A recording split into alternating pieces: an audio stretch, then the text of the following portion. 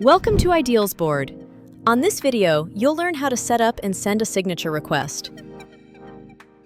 After logging into your workspace, head to Tasks found in the left panel.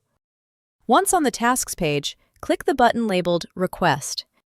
Select Signature from the drop-down, and the request is created.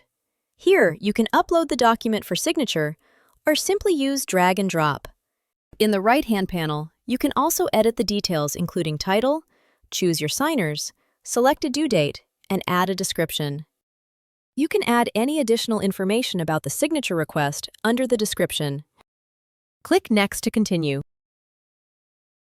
On the document page, scroll to where you need the signatures, then drag and drop the signature blocks onto the document.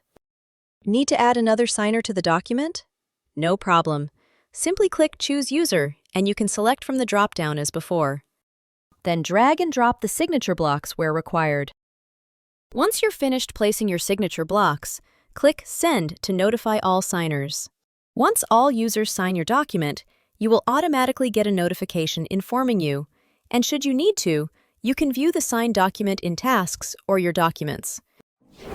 Now you know how to create a signature request and send it to users within your workspace.